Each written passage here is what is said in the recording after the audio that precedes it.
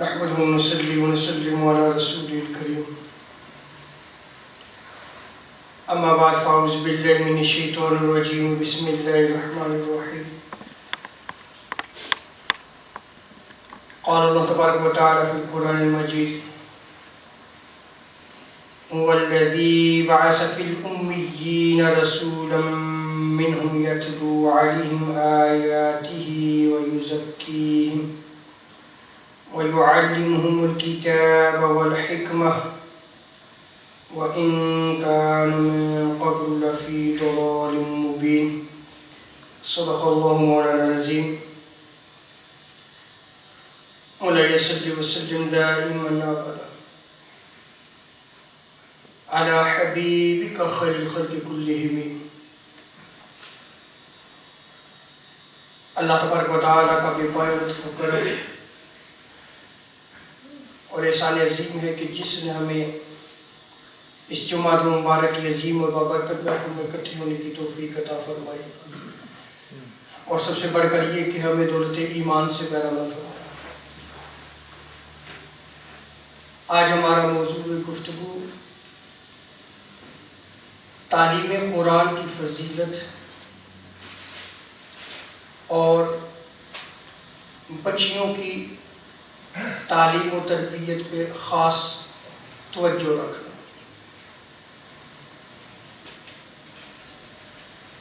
اسلام وہ دین ہے کہ جس نے مرد اور عورت دونوں کو برابر کے حقوق و فرائض عطا کیا، اور دونوں پہ جو ہے وہ علم حاصل کرنا جو ہے وہ فرض قرار دیا.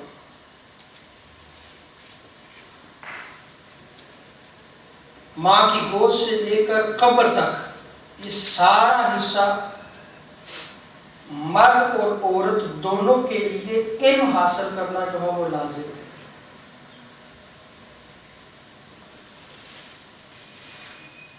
کوئی شخص اس سے بری ذمہ نہیں ہو سکتا. اگر دین کا بیسک نالج، جیسے ہماری جو عبادات کے متعلق ہے، نماز، روزہ، حج، زکوٰۃ، یہ جو بیسک نالج ہے اس کو حاصل کرنا ہر مسلمان پر فرض ہے. نماز کیسے جو ہے وہ ادا کرنی ہے، نماز کے فرائض کیا ہیں، اس کے واجبات کیا ہیں، اس کی سنن کیا ہیں، طہارت کے مسائل کیا ہیں،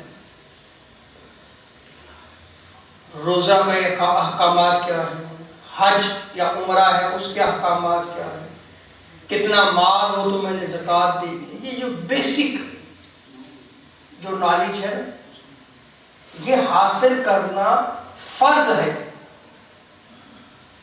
اس میں جو کوتاہی کرے گا اس کی پکڑ ہوگی. کوئی چھٹکارا نہیں ہے کہ دنیاوی امور تھے، بچوں کی ذمہ داریاں تھیں، مال و دولت کمانی تھی، ٹائم نہیں تھا. نہیں، اس کا نالج، اس کا علم حاصل کرنا ماں کی گود سے لے کر قبر تک لازم قرار دیا گیا. اگر کسی مسلمان مرد اور عورت کے پاس یہ بیسک نالج ہی نہیں ہے،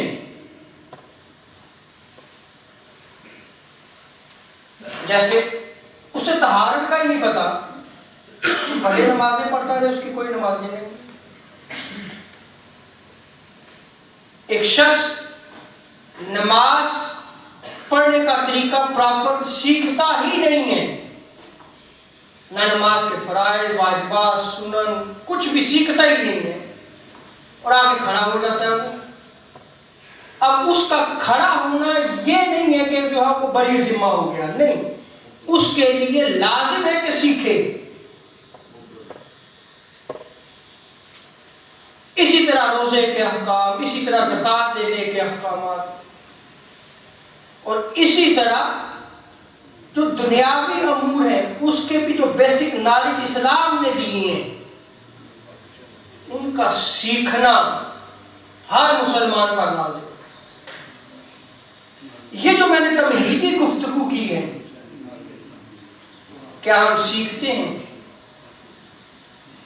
یا ہم نے دین کتنا سیکھا ہے؟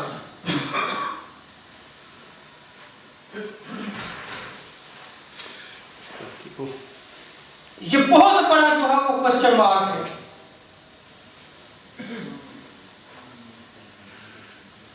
حالانکہ تاجدار کائنات صلی اللہ تعالی علیہ وسلم پر پہلی وحی جو اتری وہ اقرا بسم ربک الذی خلق تھی۔ حبیب آپ پڑھیے اقرا،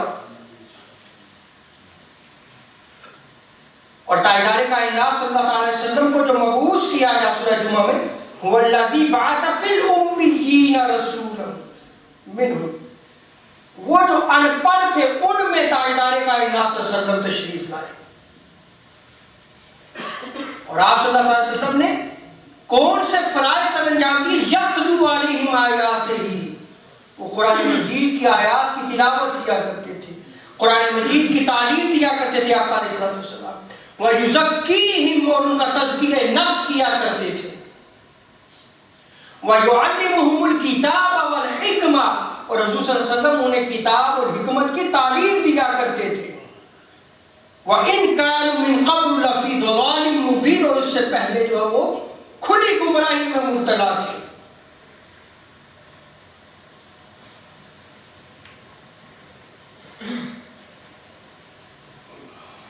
مرد کی تعلیم کے حوالے سے تو ہم تھوڑے بہت کلیئر ہیں، لیکن اس کا میں نے جو ہے وہ یہ تمہیدی گفتگو کی ہے کہ وہ اس میں بھی ہم کتنے جو ہے وہ نالج جو ہے وہ حاصل کرتے ہیں، کتنا بڑھ چڑھ کر حصہ لیتے ہیں، اس پہ انشاءاللہ اس پہ بھی میں گفتگو کروں گا۔ لیکن بحیثیت مجموعی برِ صغیر پاک و ہند سے جو ہم مسلمان باہر بھی تشریف لائے اور مختلف ممالک میں جو ہے وہ ہم ٹھہرے، مسکن بنایا، ہمارا جو کلچر ہے اس میں عورت کی تعلیم کو اہمیت نہیں دی گئی۔ سو اس وجہ سے اس موضوع کو جو ہے وہ میں نے لیا کہ آج میں چند چیزیں جو ہے وہ صحابیات کے حوالے سے بیان کروں گا، اور دیکھیے گا کہ ہم کون سی زندگی بسر کر رہے ہیں۔ میں صحابیات کا ذکر کروں گا، وہ خوش قسمت خوش بخت عورتیں جنہیں حضور صلی اللہ علیہ وسلم کو اپنی نگاہ سے ایمان کی حالت میں دیکھا، اسی پر فوز صحابیات۔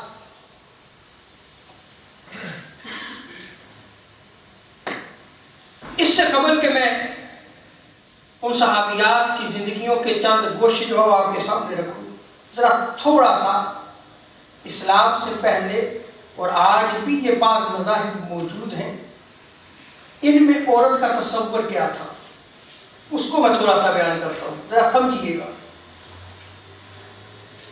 مشرق میں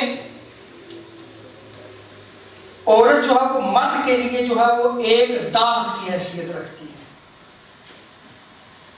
یعنی وہاں تصور، مشرق میں یہ تصور ہے کہ عورت مرد کے لیے جو ہے وہ ایک بدا ہے، ایک بدنما داغ ہے۔ اسی لیے آپ ہندو مت کو اگر آپ پڑھیں تو وہ کہتے ہیں کہ عورت پاؤں کی جوتی ہے، جب چاہا پہن لیا، جب چاہے اتار دیا۔ یہ مشرق کا تھا۔ یونان جو ہے وہ عورت کو شیطان کہتا ہے، جو یونانی فلاسفر تھے وہ کیا کہتے تھے؟ شیطان۔ تورات جس میں تحریف کی گئی اس میں عورت کو ابدی لعنتی قرار دیا گیا ہے، یعنی ہمیشہ ہمیشہ کے لیے اس عورت پر لعنت ہے۔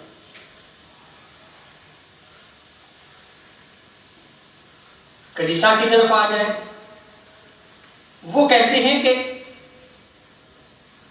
انسان کی زندگی کا جو سب سے خطرناک کانٹا ہے وہ عورت ہے.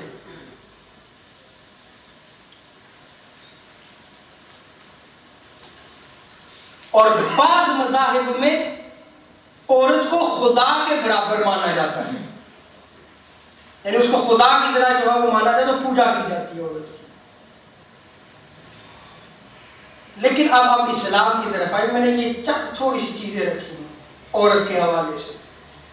اسلام نے عورت کو وہ مقام دیا کہ اگر ماں کی صورت ہے تو جنت، بچی کی صورت میں ہے تو رحمت ہے،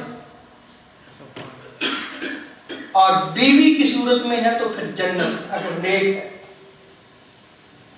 پاسدار ہے، پارسا ہے، تو پھر کیا ہے؟ جنت.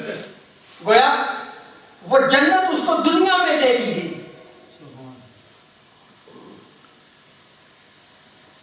امام بخاری نے حضرت عمر فاروق رضی اللہ تعالی عنہ کا ایک قول نقل کیا ہے. وہ فرماتے ہیں کہ ہم مکہ میں عورتوں کو جو ہے وہ بہت نیچ سمجھا کرتے تھے، کوئی اہمیت نہیں دیتے تھے. لیکن مدینہ میں مکہ کی بنسبت جو ہے وہ تھوڑی سی جو ہے وہ انہیں اہمیت دی جاتی تھی. لیکن جب اسلام آیا، عمر فاروق رضی اللہ عنہ فرماتے ہیں، آپ فرماتے ہیں کہ اسلام نے صرف یہی نہیں کہ عورتوں کے چند حقوق متعین کر دیے، بلکہ ان کو مردوں کے برابر درجہ بھی دے دیا.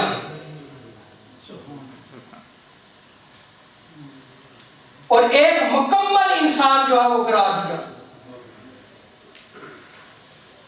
جیسے کہ صحیح بخاری میں جو ہے وہ روایت نقل کی گئی ہے. آقا علیہ الصلوۃ والسلام ارشاد فرماتے ہیں الرجل راع علی اہلہ، مرد جو ہے وہ اپنے خاندان کا نگہبان ہے. یعنی روز قیامت جو مرد ہے نا، اس سے اس کے خاندان کے بارے میں پوچھا جائے گا کہ تیرے خاندان نے دنیا میں کیا کیا، تو نے ان کی تعلیم و تربیت کے لیے کیا کیا. تو سب سے پہلا مسئول کون ہے؟ مرد ہے. وَهُوَ مَسْئُولٌ، آقا فرماتے ہیں کہ روز قیامت اس سے پوچھا جائے گا. اور ساتھ ہی آقا علیہ السلام نے کیا فرمایا؟ وَالْمَرْأَةُ رَاعِيَةٌ عَلَى بَيْتِ زَوْجِهَا وَهِيَ مَسْئُولَةٌ، اور جو عورت ہے وہ مرد کے گھر کی جو ہے وہ کیا ہے؟ نگہبان ہے.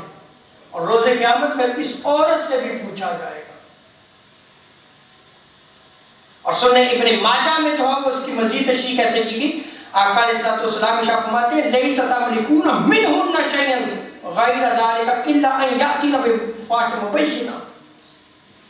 آقا علیہ الصلوۃ والسلام ارشاد فرماتے ہیں کہ تم عورتوں کو بجز بخصوص حقوق کے کوئی جو ہے وہ تمہیں ان پر دسترس حاصل نہیں ہے. اب میننگز بھی سمجھا دوں آپ کو. یعنی عورت جو ہے جب شادی ہوتی ہے تو غلام نہیں بن جاتی،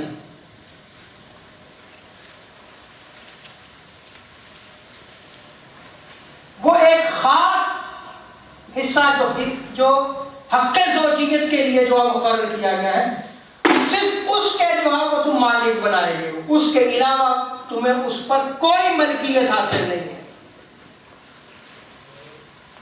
اب اس سے بڑھ کر کوئی تشریح ہوگی؟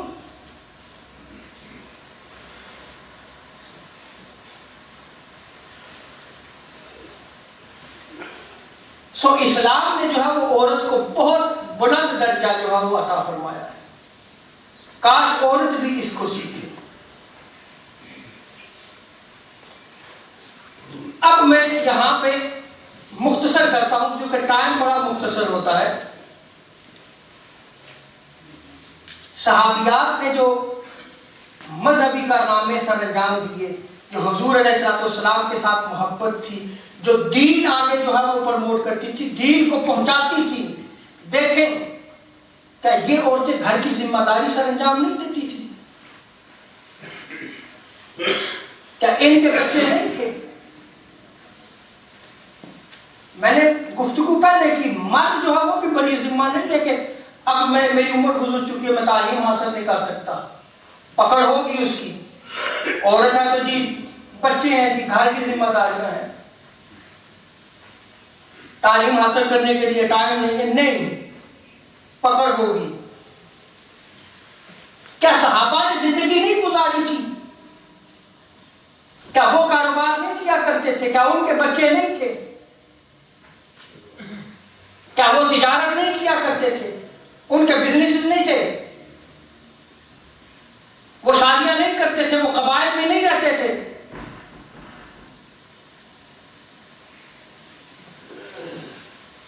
اب دین کے باب میں جو عورتیں سٹرگل کیا کرتی تھی، جہاد کیا کرتی تھی، ایک روایت جو ہے وہ میں نقل کرتا ہوں. غزوہ احد میں جب کافروں نے عام حملہ کر دیا تو آقا علیہ الصلوۃ والسلام کے ارد گرد جو ہے وہ چند جان نثار صحابہ بچ گئے. لیکن صحابیات میں حضرت ام عمارہ وہ بھی دوڑ کر آقا علیہ الصلوۃ والسلام کے سامنے آ گئی، کھڑی ہو گئی. کفار جو وہ حملہ کرتے اور حملے کو روکتی، جو ان کے پاس اس وقت تلوار اور تیر تھا اس سے کفار کو روکتی کہ میرے آقا کو نقصان نہ پہنچے. محبت بھی دے، سینہ سفر ہوگی. کفار کے سامنے وہ عورت صحابیہ جو ہے وہ کھڑی ہو گئی، یہاں تک کہ ایک بدبخت نے چاہا کہ آقا علیہ الصلوۃ والسلام پر حملہ کرے تو ام عمارہ نے رضی اللہ تعالیٰ عنہ نے بڑھ کر روکا، تلوار کا حملہ کیا، لیکن اس نے چونکہ جو ہے وہ لوہے کی جو ہے وہ زرہ پہن رکھی تھی، وہ اسے تو نہ لگ سکی، لیکن اس نے حضرت ام عمارہ پر حملہ کر دیا، جس سے آپ کے کندھے پر گہرا زخم آ گیا. پھر بھی آپ کھڑی رہی، پھر بھی آپ لڑتی رہی اپنے آقا علیہ الصلوۃ والسلام کی.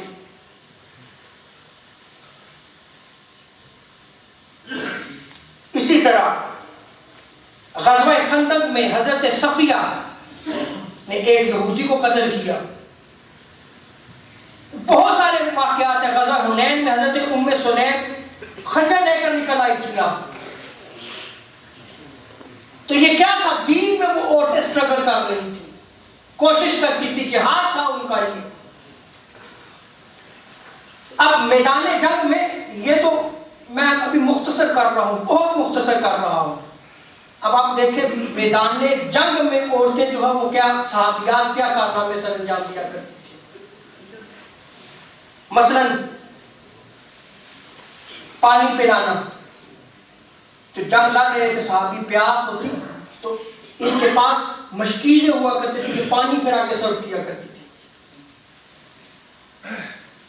زخمیوں کی مرہم پٹی کیا کرتی تھی، اور جو قتل ہو جاتے اور جو زخمی ہوتے ان کو اٹھا کر میدان جنگ سے پیچھے لے جاتی تھی. تیر اٹھا کر جو ہے وہ مجاہدین کو دیتی تھی، ان کے لیے کھانے کا انتظام کرتی، اور جو شہید ہو جاتے ان کے لیے قبر کھودتی، فوج کو ہمت دلاتی تھی. یہ اب آپ کہیں گے کہ مولوی صاحب کون سا دین بیان کر رہے ہیں؟ یہ اسلام ہے جو آج ہمارا کتابوں میں بند پڑا ہوا ہے.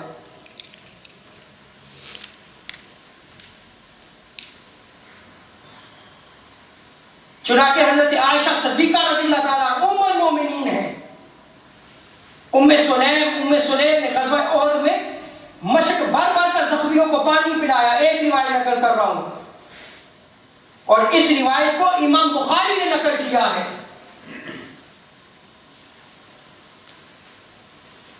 اور انصار کی چند عورتیں جو ہے وہ زخمیوں کی تیمارداری کیا کرتی تھیں. الغرض جو ہے وہ میں اس پہ بولوں تو یہ بھی بہت زیادہ مواد ہے عورتوں کے حوالے سے. اللہ اکبر.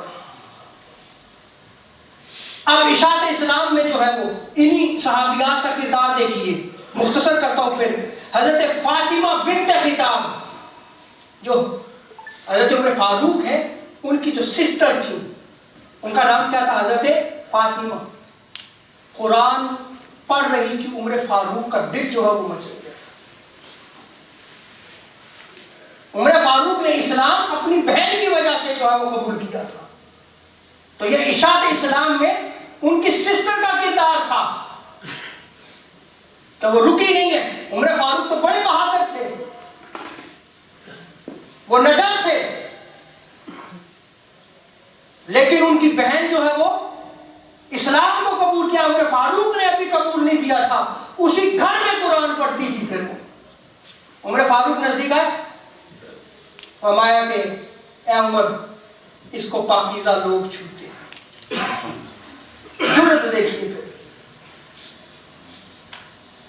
اسی طرح ام سلیم کی ترغیب سے انہوں نے جو ہے وہ حضرت ابو طلحہ کو جو ہے وہ اسلام لانے پہ جو ہے وہ راغب کیا. اسی طرح اکرمہ اپنی بیوی ام حکیم کے سمجھانے پر اسلام قبول کیا انہوں نے. اور ام شریک دوسیہ کی وجہ سے قریش کی عورتوں میں اسلام پھیلا اور ان عورتوں نے اسلام قبول کیا. خدمات سے انجام دیا کرتی تھی. اور پھر آگے دیکھیں، یعنی پولیٹیکل سسٹم میں آپ دیکھیں عورتوں کو کیا اہمیت تھی.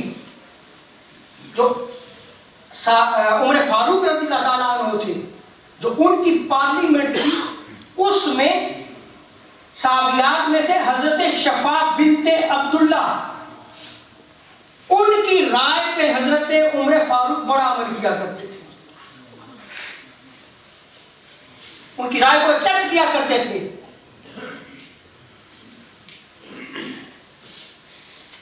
آپ سمجھ رہے ہیں اس چیز کو. پھر آگے دیکھیں کہ عمر فاروق نے بازار کا انتظام جو ہے وہ بعض اوقات انہی کے سپرد کیا.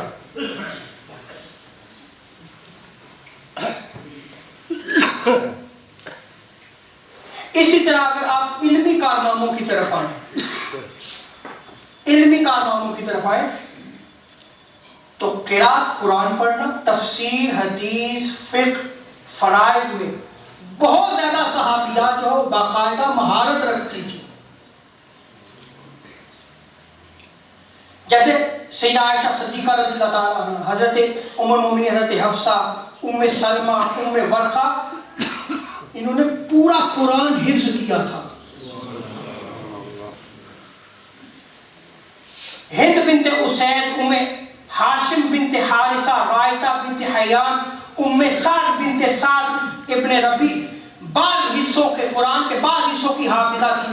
اور ام سعد باقاعدہ قرآن کا درس دیا کرتی تھی، قرآن کا باقاعدہ درس دیا کرتی تھی. اور تفسیر میں سیدہ عائشہ ام المومنین خاص مہارت رکھتی تھی.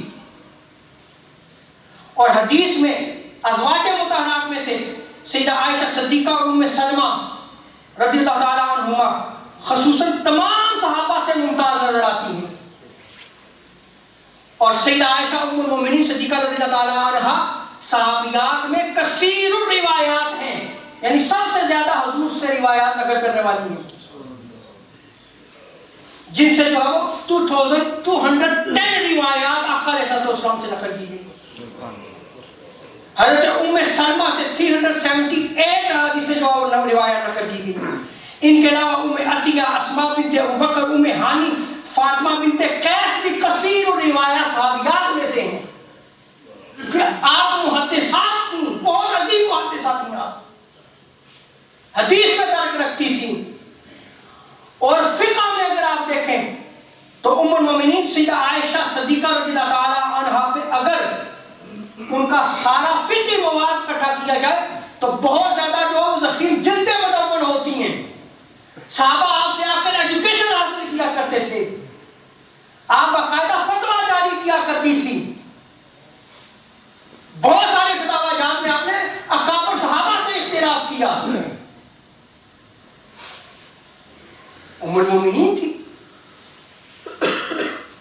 اسی طرح حضرت صفیہ، حضرت حفصہ، ام حبیبہ، حضرت جویریہ، حضرت میمونہ، فاطمہ الزہرا، ام شریک، ام عطیہ، اسماء بنت ابی بکر، لیلہ بنت قائف، خولہ بنت تویت، ام دردہ، عاتقہ بنت زید، سہیلہ بنت سہیل، فاطمہ بنت قیس، بہت زیادہ صحابیات ہیں جو فقیہہ تھیں، جو باقاعدہ فتویٰ دیا کرتی تھیں. یہ آج ہم جیسا نہیں ہو جو ہر شخص ہی مفتی بنا ہوا ہے. وہ جو تھوڑا سا جس کے پاس نالج آ گیا نا، علم تھوڑا سا، وہ بھی اتراتا ہے اپنے علم کو، وہ بھی فتوے جاری کرتا ہے. یہ صحابیات کا عالم دیکھیں.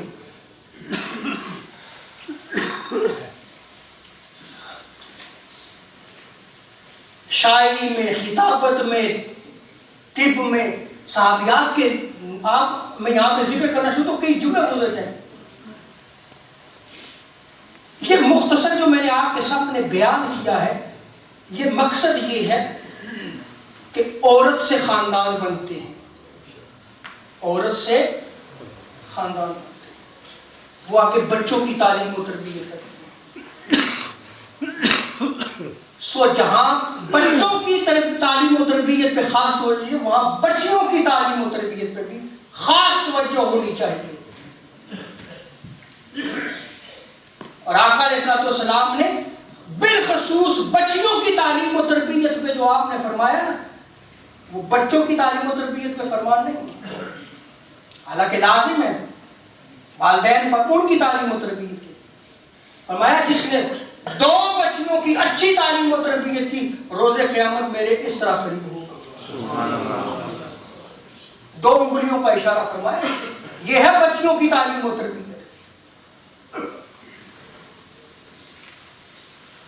کیا ہم جو ہے وہ بچیوں کی اس تعلیم و تربیت پہ جو ہے وہ توجہ دیتے ہیں؟ کیا ہم جو ہے وہ اپنی بچیوں کو قرآن کی صحیح تعلیم دیتے ہیں؟ کیا ہم انہیں جو ہے وہ حافظ بناتے ہیں؟ اگر اس طرف توجہ نہیں ہے تو توجہ کرنی ہوگی. یہ سارا جو ہے وہ جو تمہیدی، یہ تمہید ہی باندھی ہے، میں نے اس پہ کوئی سپیچ نہیں کی.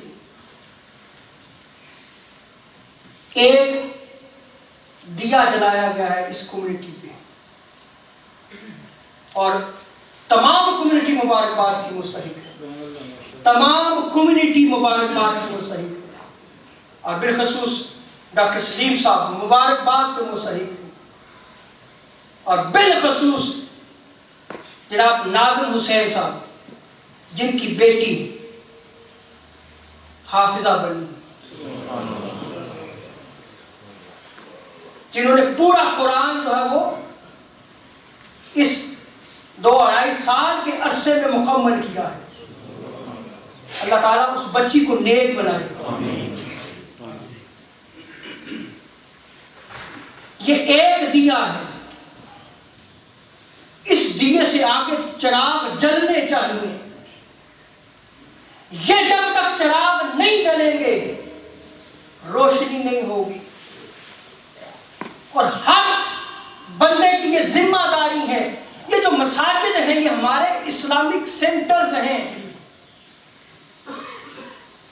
ہر فرد کی ذمہ داری ہے کہ ان کو جو ہے وہ نور بنایا جائے.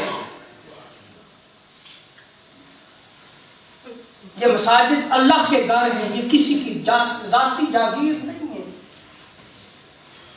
جو کوشش کرے گا، یاد رکھ لے، جو کوشش کرے گا، جتنی کوشش کرے گا اس گھر کو آباد کرنے کی، وہ قبر میں بھی اس کا جو ہے وہ اجر و ثواب پائے گا اور روز قیامت بھی پائے گا. اگر اس اللہ کے گھر کی صفائی میں ایک تنکے کو اٹھایا جاتا ہے اور حور کا مہر مقرر کیا جاتا ہے تو جو اس کو آباد کرتا ہے تو اس کے مقام و مرتبہ کا کیا حال ہے.